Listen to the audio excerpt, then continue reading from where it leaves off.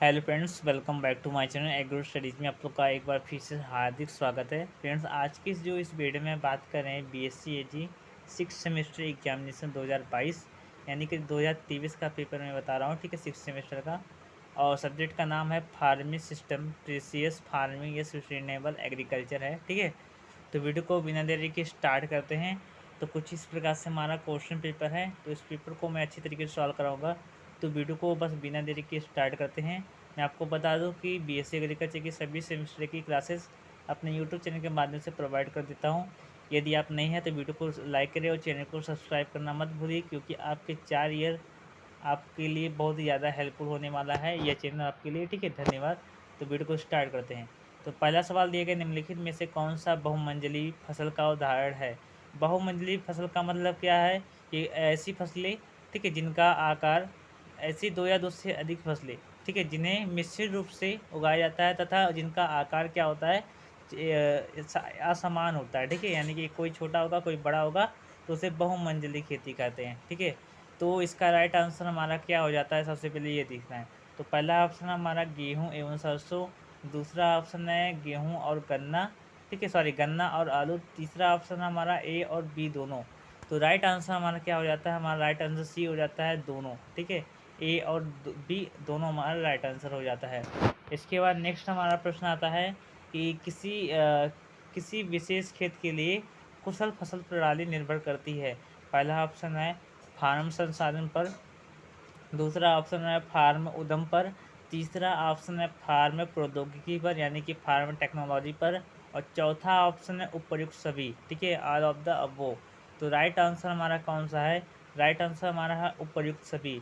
देखिए, सबसे पहले कुशल फसल प्रणाली के लिए हमें फार्म संसाधन की भी आवश्यकता पड़ती है, उद्यम की भी आवश्यकता पड़ती है, और प्रौद्योगिकी यानी कि फार्म की जो प्रौद्योगिकी टेक्नोलॉजी होती है उसकी भी आवश्यकता पड़ती है। अगला हमारा नेक्स्ट दिया गया, निम्नलिखित में से कौन सी एक पूंजी प्रधान फसल है।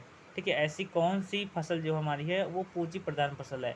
पहला ऑप्शन है हमारी गन्ना, दूसरा ऑप्शन है हमारा केला, तीसरा ऑप्शन है आलू, और चौथा ऑप्शन है उपयुक्त सभी यानी ऑल ऑफ द अबो। तो राइट आंसर हमारा क्या हो जाता है, उपयुक्त सभी। ठीक है, यह ध्यान दीजिएगा।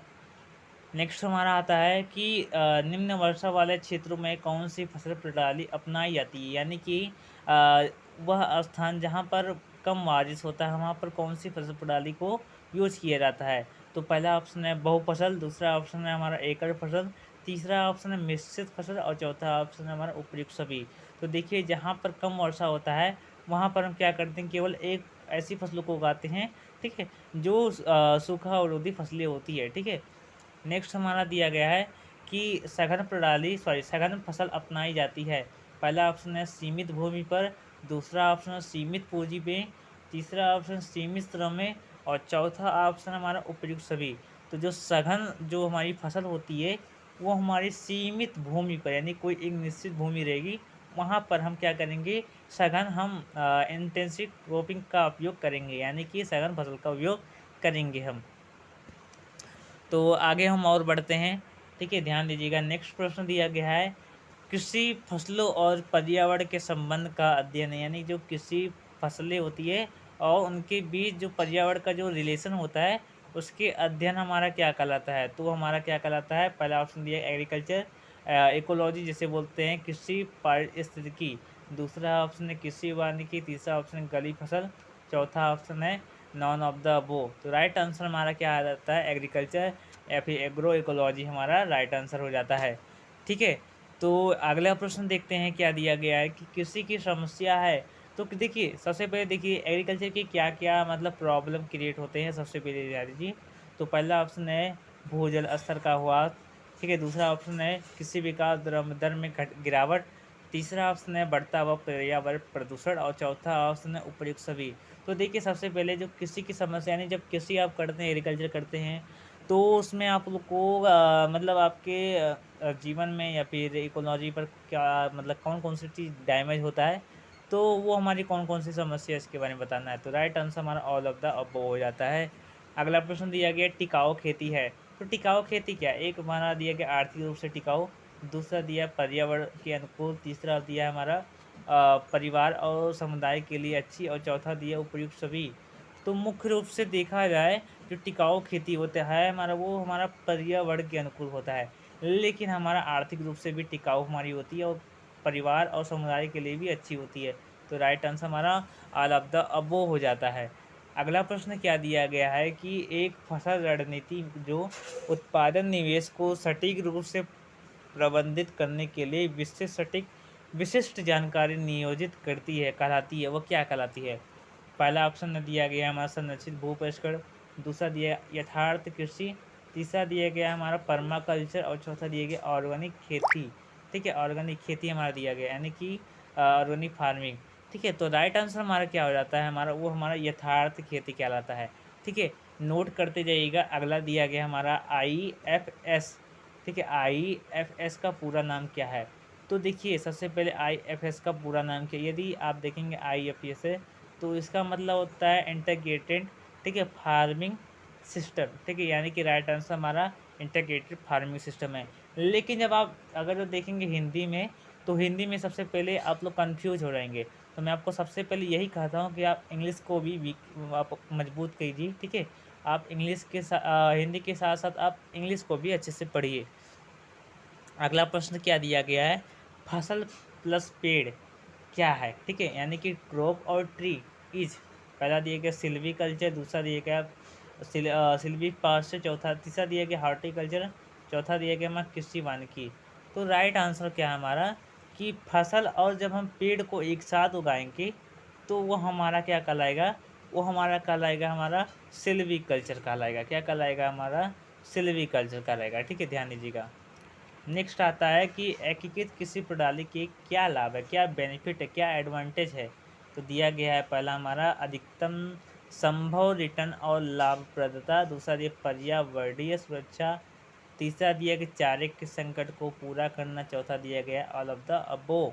तो राइट आंसर हमारा है उपयुक्त सभी, यानी कि जब एकीकृत जब हम किसी प्रणाली को अपनाते हैं तो हमारी पर्यावरण की सुरक्षा भी हमारी होती है, चारे के संकट को भी पूरा हो जाता है। ठीक है, तो ये सभी चीज़ें हमारी हो जाती हैं। अगला दिया गया हमारा USDA का पूरा नाम, USDA का पूरा नाम क्या है?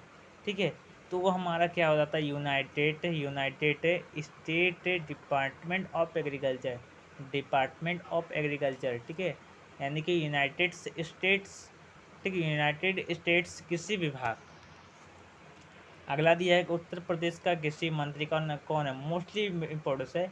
तो हमारे वो कौन है? हमारे सूर्य प्रताप शाही जी है, यूपी के एग्रीकल्चर मिनिस्टर है हमारे हैं। यदि ऑल इंडिया की मैं बात करूँ तो नरेंद्र सिंह तोमर है। योगी आदित्यनाथ हमारे उत्तर प्रदेश के CM हैं। ठीक है, ये ध्यान दीजिएगा। अगला हमारा आता है कि उदासीन मृदा का pH मान कितना होता है? तो हमारे जो उदासीन जो मृदा होती है उसका pH एग्जैक्ट हमारा 7 होता है। ना हमारा 7 से कम होगा तो हमारी अम्लीय हो जाएगी, 7 से अधिक हो जाएगी हमारी क्षारीय हो जाएगी। अम्लीय मृदा भी 3 प्रकार की होती है, क्षारीय मृदा भी हमारी 3 प्रकार की होती है। ठीक है, तो अगला देखते हैं नेक्स्ट क्या दिया गया है कि किसी प्रणाली डैश के उचित संयोजन और लाभप्रदता के लिए उन्हें बढ़ाने के लिए उपलब्ध साधन का प्रतिनिधित्व करती है। तो पहला ऑप्शन दिया गया है कृषि संसाधन, दूसरा है कृषि उद्यम, तीसरा है A और B, चौथा दिया है नॉन ऑफ द अबो। तो देखिए इसमें हमारा राइट हो जाएगा हमारा कृषि उद्यम। ठीक है, नोट कर लीजिएगा। अगला दिया गया है आर्थिक फसल एवं पशु उत्पाद के रूप में सौर ऊर्जा का उपयोग करने की एक प्रक्रिया है। ठीक है, एक प्रोसेस है। पहला है एग्रीकल्चर, दूसरा दिया गया फार्मिंग, तीसरा दिया गया मुर्गी पालन, चौथा ये पशुपालन। तो देखिए डैश आर्थिक फसल और पशु उत्पादन के लिए मुख्य रूप से देखा जाए सौर ऊर्जा का उपयोग करने के लिए हम एक प्रक्रिया अपनाते हैं, जिसे हम कहते हैं खेती। तो खेती में हम जो पुआल होते हैं उनका भी हम ईंधन के रूप में यूज करते हैं, यानी वो ऊर्जा का ही हमारा साधन हो जाता है। अगला है एक उत्पाद के स्तर में परिवर्तन होने की स्थिति में उसी दिशा में दूसरे उत्पाद के स्तर में परिवर्तन होना है। तो पहला ऑप्शन है पूरक संबंध। ठीक है, नोट करते चलिएगा। चलिए और आगे बढ़ते हैं हम। तो अगला प्रश्न दिया गया है किसी प्रणाली दृष्टिकोण किसके लिए आवश्यक है? पहला दिया गया किसी उत्पादन की दक्षता में सुधार, दूसरा है प्रक्षेत्र और परिवार की आय बढ़ाना, तीसरा दिया कि प्रक्षेत्र घरेलू प्रणाली विकसित करना। चौथा दिया हमारा उपर्युक्त सभी। तो राइट आंसर हमारा उपर्युक्त सभी हो जाता है। सॉरी।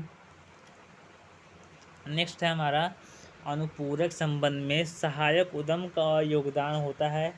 तो हमारा वो कितना योगदान होता है? तो अनुपूरक संबंध में सहायक उद्यम का योगदान 10% किसी क्षेत्र आय में होता है, यानी कि 10% फार्म इनकम हमारा होता है। अगला दिया गया भविष्य के उत्पादन में परिवर्तनशीलता जिसे मापा नहीं जा सकता उसे क्या करते हैं? तो मोस्टली वेरी इंपॉर्टेंट से उसे हम अनिश्चितता कहते हैं। जोखिम को हम मापा जा सकता है, ये हमारा एग्रीकल्चर इकोनॉमिक्स का एक क्वेश्चन है जो आप बीएससी एग्रीकल्चर आप सेकेंड सेमेस्टर या फर्स्ट सेमेस्टर में पढ़े होंगे, फंडामेंटल ऑफ इकोनॉमिक्स। उसमें आप पढ़ेंगे जोखिम और अनिश्चितता किसे कहते हैं। जोखिम को देखा जाए नॉर्मल में तो इसे हम क्या कहते हैं कि मापा जा सकता है, किसी मापदंड द्वारा मापा जा सकता है। लेकिन अनिश्चितता जो होती है वो अनिश्चित होती है, उसका कोई समय नहीं होता है, ठीक है, वो चाहे जब हो सकती है। जैसे हमारी उत्तर प्रदेश या फिर ऑल इंडिया की बारिश, ठीक है, वो अनिश्चित समय पर होती है। लेकिन जब हमारे कोई घटना होती है तो वो हमारी जोखिम कहलाती है। अगला हमारा आता है किसी क्षेत्र का आकार, व्यावसायिक दक्षता और किसान के संसाधन प्रभावित करते हैं। तो पहला ऑप्शन है खेती का प्रकार, मुख्य रूप से खेती का साइज ही हमारा प्रभावित करता है। सीमांत खेती एवं निर्वाह खेती क्या है? तो दिया गया विविधीकृत खेती, दूसरा दिया विशेष खेती, तीसरा दिया गया शुष्क खेती जिसे हम ड्राई फार्मिंग कहते हैं, चौथा दिया गया मिश्र खेती। तो सीमांत खेती एवं निर्वाह खेती हमारी जो होती है वो हमारी विविधीकृत खेती कहलाती है, यानी डाइवर्सिफाइड, ठीक है, डाइवर्सिफाइड फार्मिंग हमारी कहलाती है। अगला दिया है उत्पादन का कारक है। उत्पादन का कारक कौन कौन से है? तो भूमि, श्रम, पूंजी, ठीक है, भूमि, श्रम, पूंजी, संगठन, ठीक है। और हमारी एक चीज़ ये है, क्या है, आप कमेंट करके आप लोग बताइएगा, ठीक है, ध्यान दीजिएगा, मुझे होश नहीं आ रहा है, ठीक है। तो हमारी इस प्रकार से right answer all of the वो हो जाता है। अगला प्रश्न क्या दिया गया है कि फसल उत्पादन के साथ पशुपालन एवं डेयरी का काम करना क्या कहलाता है? तो पहला दिया गया मिश्रित फसल, दूसरा दिया गया अंतर फसल, तीसरा मिश्रित खेती, चौथा दिया बहुफसली। तो फसल उत्पादन के साथ साथ पशुपालन या डेयरी हमारा जब काम करते हैं उसमें तो हमारी मिश्रित फसल, ठीक है, सॉरी मिश्रित खेती हमारी कहलाएगी। जब हम किसी हम फसल में, ठीक है, किसी फसल के जब बीज को एक साथ मिलाकर जब बोते हैं तो उसे हम क्या कहते हैं? मिश्रित फसल कहते हैं। अगला हम आते हैं, अगला प्रश्न क्या दिया गया है कि आधुनिक कृषि में पारिस्थितिकी होती है। पहला दिया गया अचल, दूसरा दिया गया लचीली, तीसरा दिया गया भंगुर। तो हमारी आधुनिक कृषि में पारिस्थितिकी हमारी भंगुर होती है, ठीक है। तो अगला दिया गया है राज्य कृषि का उदाहरण है। राज्य कृषि का क्या उदाहरण है? एग्जाम्पल पहला दिया गया है अप्रदर्शन फार्म, बीज प्रक्षेत्र, ठीक है, जिसे बोलते हैं हम सीड फार्म। चौथा दिया गया अनुसंधान फार्म, चौथा दिया गया हमारा उपयुक्त सभी, ठीक है, सॉरी तीसरा हमारा अनुसंधान फार्म था। तो राइट आंसर हमारा राज्य कृषि का जो उदाहरण है हमारा उसमें हमारा प्रदर्शन फार्म में भी आ जाएगा, बीज फार्म में भी आ जाएगा, अनुसंधान फार्म भी आ जाएगा। तो 27 हो गए कंप्लीट। और आगे हम बढ़ते हैं। तो आगे दिया गया निम्नलिखित में से कौन सा युग में सही नहीं है? पहला दिया गया पूंजीवादी खेती जिसमें हमारा लाभ अधिकतम करना, दूसरा दिया गया हमारा कि किसान खेती, तो पहला दिया गया परिवार की आवश्यकताओं की पूर्ति करना, तो अगला दिया गया राजकीय खेती। राजकीय खेती का मतलब हमारा सरकार द्वारा कृषि प्रबंधित करना। और अगला दिया गया रैच लैंड जिसे बोलते हैं कृषि विधियाँ। तो देखा जाए तो जो हमारा रैच लैंड होता है ये भी हमारा कृषि की विधियाँ ही है, लेकिन ये हमारी फसल उगाने की मेथड है, ठीक है, ध्यान दीजिएगा। तो राइट आंसर डी हमारा रैच लैंड हो जाता है। अगला दिया टाज खास एवं कम्यून संबंधित है, तो ये हमारी कलेक्टिव फार्मिंग से संबंधित है। अगला जो मैं आपको आखिरी सवाल बता रहा हूँ वो बता रहा हूँ, LERR का पूरा नाम क्या है? LER, ठीक है, LER का पूरा नाम क्या है? तो वो हमारा होता है लैंड इक्विवेलेंट रेशियो। यदि आप लॉन्ग क्वेश्चन भी चाहते हैं तो आप कमेंट करिएगा। इसके बाद भी बहुत सारे क्वेश्चन है, 31 नंबर से, उसे मैं अगले पार्ट में प्रोवाइड करूँगा। और इसका पीडीएफ मैंने टेलीग्राम चैनल पर प्रोवाइड कर दी है, आप लोग जाकर देख सकते हैं। धन्यवाद। जय हिंद, जय भारत।